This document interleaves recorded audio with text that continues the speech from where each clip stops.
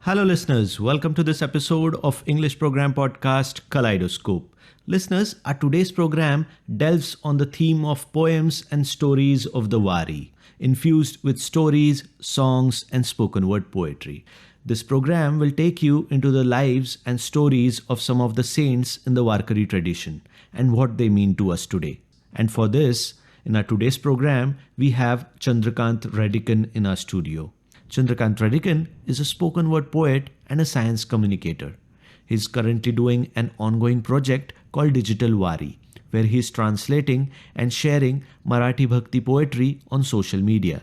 He has till date translated over 200 Marathi abhangas of Sant Tukaram, Chokhamela, Janabai, Kanhupatra and Nagri. Apart from this, Chandrakant has organized over 200 poetry events in the form of slams, open mics, shows and curated performances. In our today's program, Chandrakant is exploring the works of Sant Tukaram Maharaj in a spoken word special, translating Tuka. Hope you have an enriching time listening to this poetic performance by Chandrakant Redican. Enjoy.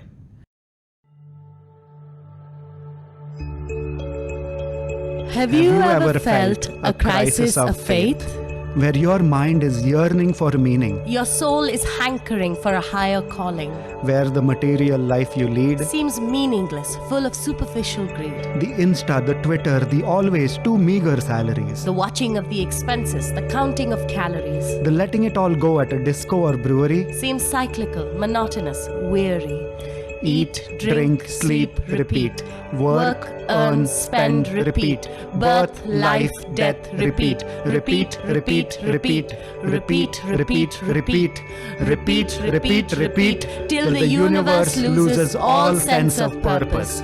We feel infinitely small, infinitely meaningless. We feel continuously frustrated, our efforts worthless. We turn to God and God is not there. We turn to love, and love is not there. We look around and find no road. That leads us to a meaningful goal. And this weighs us down slowly. In this ocean of infinite possibility, our lack of light makes us feel heavy. And we slowly drown, sinking to the bottom. This life, a boring, monotonous, meaningless problem. Eat, drink, sleep, repeat. Like a bad song playing on loop. Work, earn, spend, repeat. Like the same work happening over and over. Birth, life, death, repeat. Each life no different from the other. Start, boot up, operate, repeat. I feel like a lifeless robot. Repeat, repeat, repeat.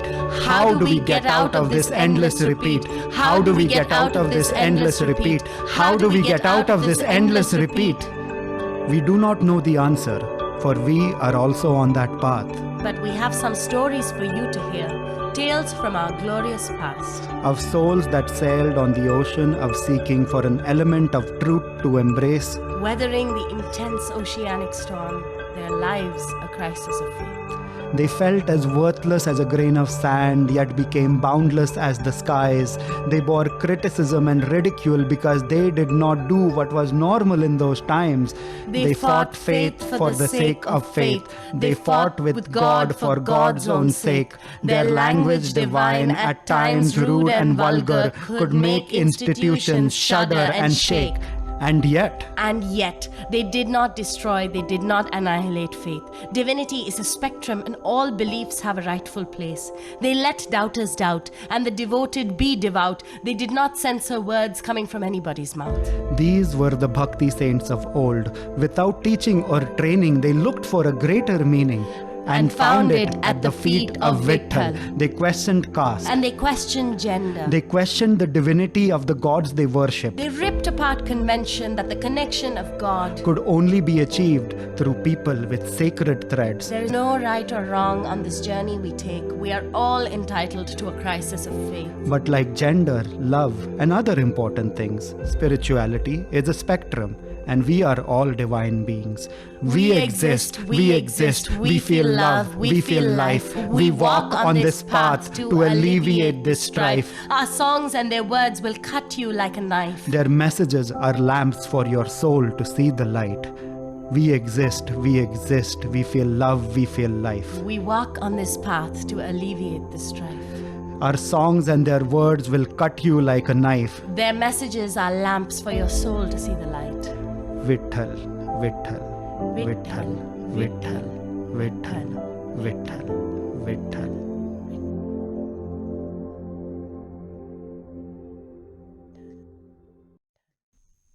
So that was the poem A Crisis of Faith, which basically defines my relationship and the relationship of the people right now with Tukaram and Bhakti. So hello, I'm Chandrakant, and I will be presenting a series of translations of the Bhakti saint poet Sant Tukaram. Sant Tukaram Maharaj lived from 1604 till 1640, and he came from the village of Dehu, which is around 30 kilometers from Pune, where we are recording this at the moment. Now, Sant Tukaram wrote around 4,000 abhangas, and probably more. And they are compiled in a gatha by the Maharashtra government. And these poems are probably the bedrock of Maharashtrian spiritual traditions. They are built on the poems of Jnaneshwar, Eknath, Zanabai, Kanopatra, Chokhamela, and several other Bhakti saints. And all of the learnings and all of the spiritual, cultural, and social revolutions started by all the saint poets that came before him culminate in this huge collection of poetry speaking to God, speaking about God, questioning God, doubting God, and finally reconciling with God. And it is all through poetry which is spoken and sung across Maharashtra. It is not just a bunch of poems printed somewhere. It is a living culture that is kept alive by the Varkari Sampradaya or the Varkari collective. And it is a culmination of the poetry of the saints. It derives from folk culture. It derives from the songs or the ovis written by the housewives as they are grinding corn. And it is also derived from the Vedas and the Sanskrit traditions that came before them. So it is a brilliant coming together, a sangam of several faiths and several belief systems into this one tradition.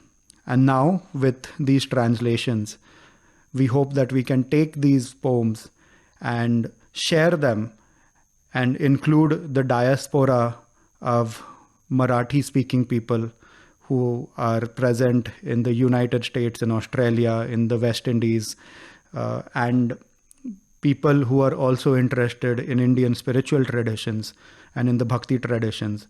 It's an attempt to bring all of these poems and all of these traditions and include them into the tradition of Bhakti.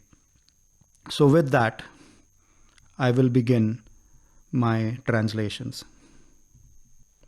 Khela Mandiyela. A festive spectacle is established with music and poetry and chanting. The Vaishnav brothers and sisters are dancing. They dance in a joyful din, their hearts and mouths resounding in the pure songs of Namdev and the name of Vitthal. खेळ मांडियेला वाळवंटी घाई नाचती वैष्णव भाई रे क्रोध अभिमान केला पावटनी एका एका लागती पायी रे नाचती आनंद कल्लोळी पवित्र गाणे नामावळी कळी कळावळी घातलीसी कास एक एकाहुनी बळी रे. The aged have gathered their scattered life and girded up their clothes. Each one is stronger and younger than the other. तुळशीच्या माळा गोपी चंदन उटी तुळशीच्या माळा हार मिरविती गळा टाळ मृदंग घाई पुष्पवर्षाव अनुपम्य सुख सोहळा रे. With the markings of white clay, Gopi Chandana, a rosary of tulsi, garlands on their necks, they wander to the din of the mrudanga. It is an incomparable festival of joy. The ones pursuing and wallowing in greed, the ignorant men and women, the pandits, the learned, the mahanubhava, are all one with the sadhus and ascetics. They have forgotten the egos of their varnas. They have forgotten their caste. All of them go to fall at the feet of Vitthal, untarnished attention, like soft, fresh cream. They would draw water from stone like a spring. The skies resounding with the cries of victory. The Vaishnavite braves have won. Says Tuka, they have made it easy to walk on the path, for they have crossed the ocean of illusion. Varna abhimana visarali yati, eka eka lotangani zati, nirmara chitti zhale navanite, pashana pazar sutati re. Hoto jai jaikar, garzata ambar, matale he Vaishnava veer re. Tuka mane sopi keli payavata, utaravaya bhavasagar re.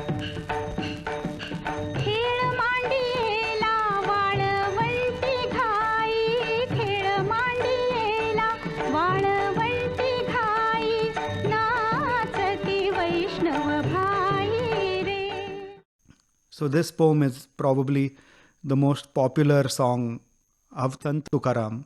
It's got a beautiful rendition by Lata Mangeshkar ji. And I would ask all of you to just listen to Kheda Mandiela once at least. And if you do listen to it once, you'll keep on listening to it again and again.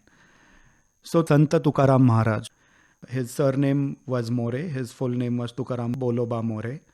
And his family was a prosperous business family, and they had a temple of Vithala that they had built. And his childhood was very happy and very secure. Later in life, there was a famine in the village of Dehu, and several people died in the village. His father died, his parents died, his older brother wandered away, his one wife died. And that shook Tukaram a lot. And it is this complete shattering of his reality that made him start questioning the nature of the world around him. And it made him begin seeking. And he was especially affected by the disappearance of his older brother, who just disappeared one day to become an ascetic. And it is very ironic, actually, that his brother disappeared to find God, while Tukaram, through his poetry, found God while contemplating on life, sitting in Dehu itself. So this poem is about seeking, but it's also about hunger, and we can take it in the context of famine that happened in Dehu, but we can also take it in the context of people migrating, like so many of us do, to different cities, different countries. So this one is called Seeking. पोट लागले पाठीशी हिंडविते देशो देशी पोटा भेने जिकडे जावे तिकडे pot येते सवे. The stomach harangues me, makes me a migrant, wandering from country to country. Wherever one goes in fear of its demands, it comes along. जप तप अनुष्ठान पोटासाठी झाले दिन पोट सांडियले चवी मीच्या पुढे तो नाचती.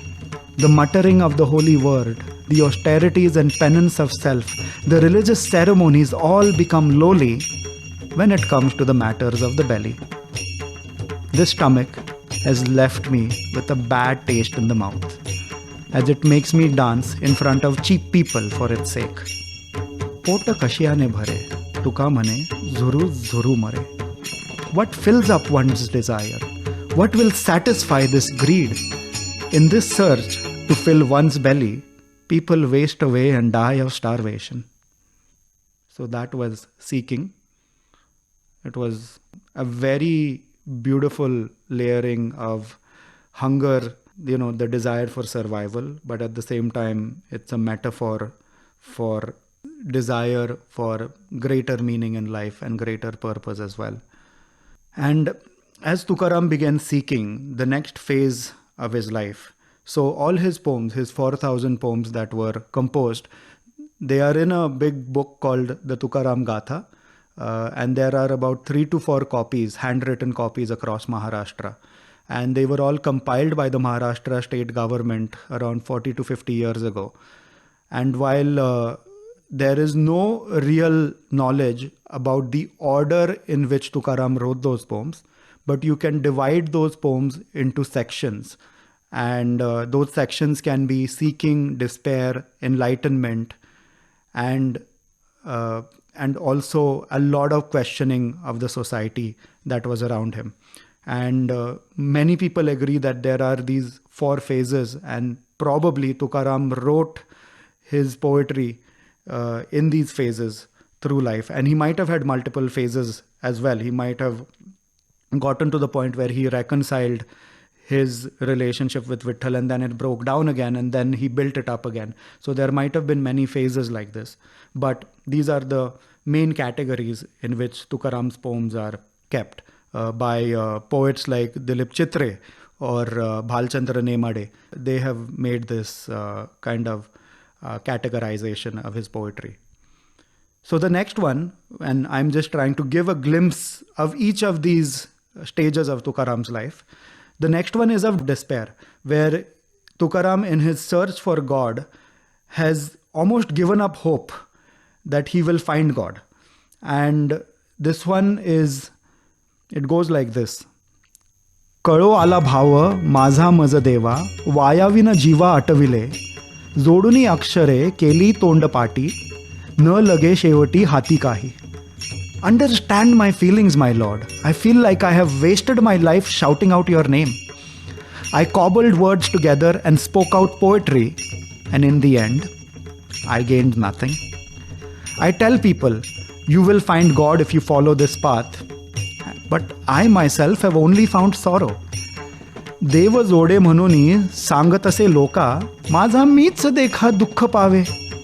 Says Tuka, my Lord, I have lost both my material life and the bliss of being at your feet. तुका म्हणे माझे गेले दोन्ही ठाय संसार ना पाया तुझे देवे. So you can see a giving up of hope. And in today's day, where devotion is always shown as absolute, it's almost refreshing to see this frustration, this doubt, and this pathway that Tukaram took, and which actually made him accessible to the millions of people all over the country, and especially all across Maharashtra. So from seeking to despair, I'd like to go to enlightenment. And this one again is a very famous abhang sung by Lata Mangeshkar called Anandache Dohe Anand Taranga.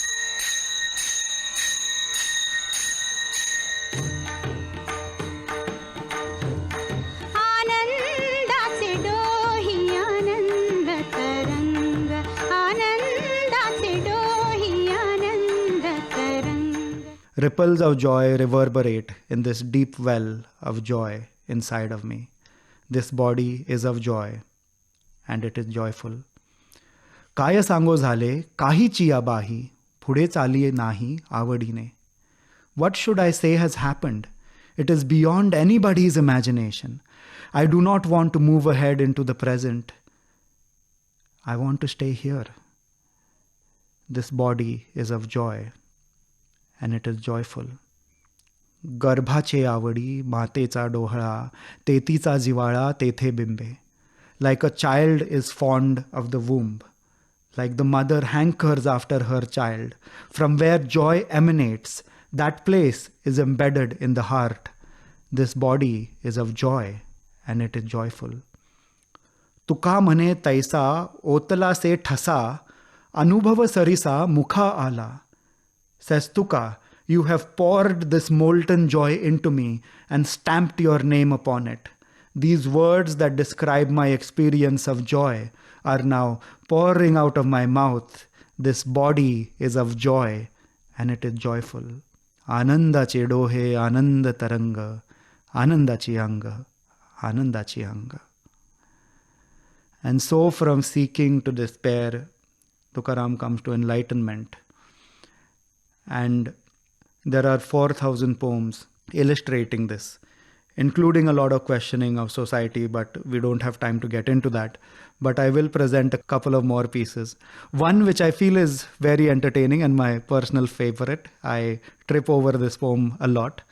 It's called The Bhoots of Pandhari, where Tukaram, it's almost Edgar Allan Poe-like in how scary it is. And hopefully I will be doing a lot more with this poem.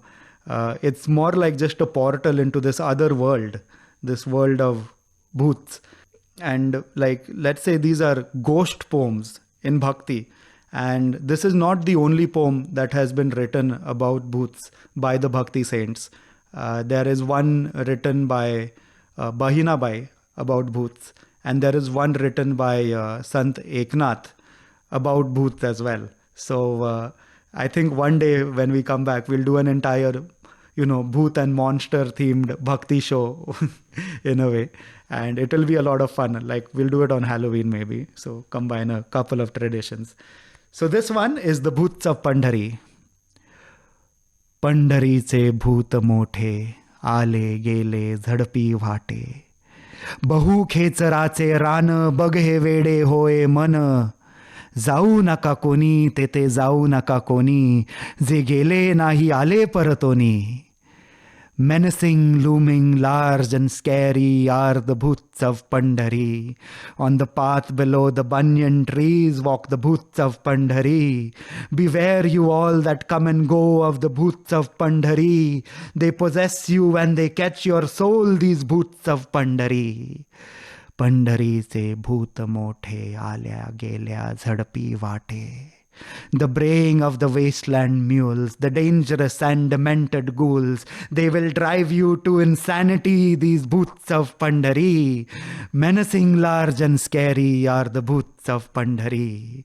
Bahu khecharache ran, baghe vede hoye man, जाऊ नका कोणी. जाऊ नका कोणी तेथे जाऊ नका कोणी जे गेले नाही आले परतोनी. Do not go there, I beseech you. Do not go there, I implore you. Those that go are never seen again by you or me. They are captured for eternity by the bhoots of Pandhari. Menacing, looming, large and scary are the bhoots of Pandhari. How do I know this, says Tuka? Well, I had gone to Pandhari, and while I stand in front of you, I did not come back from Pandhari. Tuka Pandhari si gela, punha janma nahi ala. Tuka Pandhari si gela, punha janma nahi ala. Menacing, looming, large and scary are the bhoots of Pandhari. On the paths below the banyan trees walk the bhoots of Pandhari. Pandhariche bhoot mothe, ale gelya jhadapi vate. So that is incredible. When I translated it, I actually had nightmares that night. It's an interesting, take on the entire tradition. And I'd like to conclude with, again, a very, very popular abhang called Sundarate Dhyano Ubhe Vitevari. And again, if you look at it from a spiritual point of view, Vitthal is the Sahasrar, Vitthal is the brain. And the entire poems of Tukaram and the other Bhakti saints is basically, if you look at it, their attention just pouring into the Vitthal. So it's, or their heart. So it's kind of a merger of the Shaivite traditions that came before it and merging it with the Vitthal. So it's almost like an attempt culturally for a mass enlightenment that of society that's been happening. And it begins with Sant Jnaneshwar and Namdev, where Jnaneshwar takes the tradition of the Nath Sampradaya, where there was one guru, and that one guru passed on this knowledge to their disciple, this Guru Shishya Parampara, and it was just this one chain. And Sant Jnaneshwar takes permission from his guru, which is Nivrutti Maharaj, and translates the Bhagavad Gita into Marathi and makes accessible to many, many people suddenly. So this is like, for me, it is the open sourcing of spirituality and religion. And that kind of sets off this, this cultural revolution in the country, where now the Gita, this very sacred text, is available in Marathi in this beautiful poetry. And it kind of transforms Marathi, the language, from a dialect into a full-fledged literary language through these translations that happened. And then 400 years later, Sant Tukaram is just writing original poetry, in Marathi. So this one kind of goes back all the way to Jnaneshwara, and it is about completely focusing on Vitthal and just rejoicing in the beauty of Vithala. Sundara te dhyano ubhe vitevari, karakatavari thevuniya. Beautiful meditation, standing on that brick, hands on his hips, necklace of tulsi leaves. तुळसीचे हार, गळा कासे पितांबर, आवडे निरंतर तेची रूप. Yellow garment wrapped around his waist. My attention pours into the Vitthal as I witness absolute beauty, eternal, timeless. मकर कुंडले तळपती श्रवणी, कंठी कौस्तुभमणी विराजित. Earrings in the form of a fish smile and sparkle in a dance of delight, adorning the ears. तुका म्हणे माझे हेची सर्व सुख, पाहिन श्रीमुख आवडीने. Shining with splendor, resting on his chest, the Kaustuba jewel ornaments his neck. Tuka says that this, the entire state of bliss, is to joyously witness Sri Vithala, his form and his face. My absolute attention has become absolute divinity.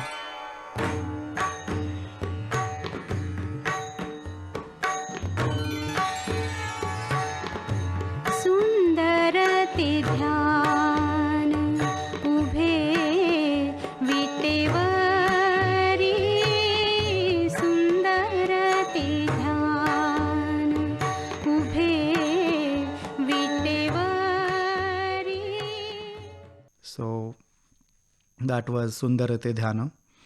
And with that, I will end my Sant Tukaram's translations. Thank you so much, All India Radio. And a lot of these things have been translated using online resources. So if you please want to do your own translations or delve into Marathi Bhakti poetry, the poetry of all the Bhakti saints in Marathi is available online.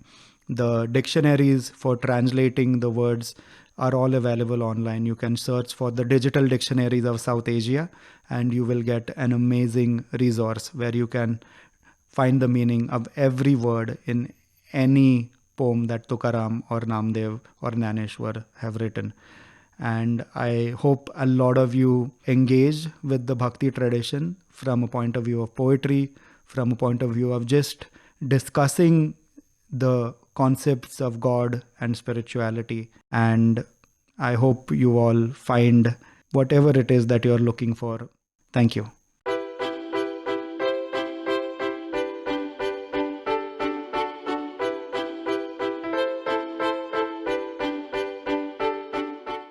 So listeners, that was Translating Tuka, exploring the works of Sant Tukaram through spoken word poems by Chandrakant Redican. Hope you enjoyed it. With this, we conclude our program for today. We will be back with another exciting episode of our English podcast, Kaleidoscope. Stay tuned as our next program follows.